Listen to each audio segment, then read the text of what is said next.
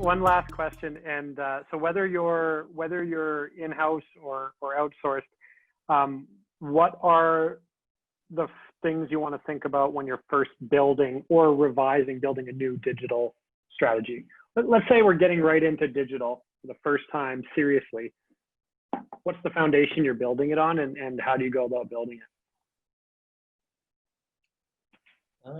It's very much what you've kind of started off with, Caleb, I'd say, right? Like, making the assumption that, so usually this is going by my experience, right? Like when we work with a brand new client, let's say, right? They're usually in one of two scenarios. Either they are new to digital marketing, or they have something that either is not working or they have no idea whether it's working or not, right? In the case of latter, that they have something in place, then we'll go in there and we're going to go and audit them, and we're trying to basically overlay, okay, well, what are all the different initiatives that they're doing that matches the different phases of the customer value journey, and what is being tracked, what's not being tracked, and we'll be able to figure out what is the bottleneck and whatnot, right? Whereas for the other kind of group of individuals who they're new to digital marketing, really, to me, the exercise that we always do is that let's go and define the before and after. And it's actually a really simple exercise, because a lot of the times the question that I would ask is that, okay, well, who are the people buying from your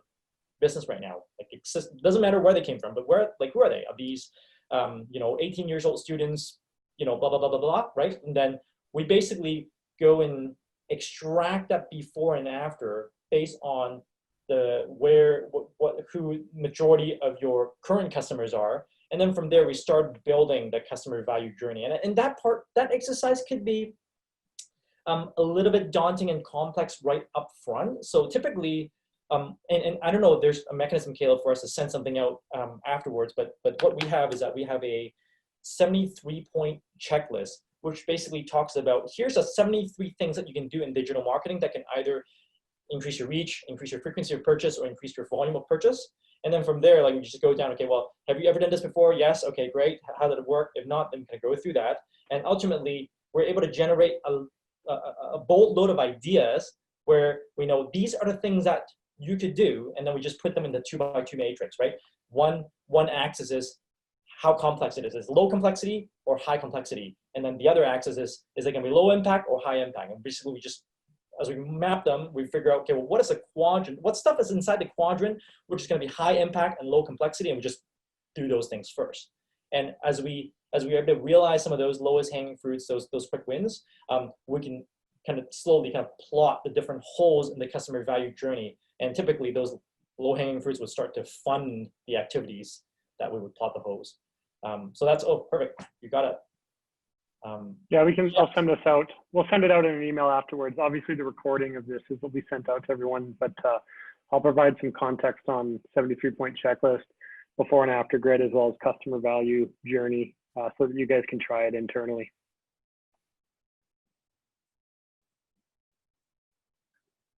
Cool. Anyone else? Like, do we have any more questions? I think like I just want to add one colloquial onto Tony's answer. The saying is the best time to plant a tree is 30 years ago.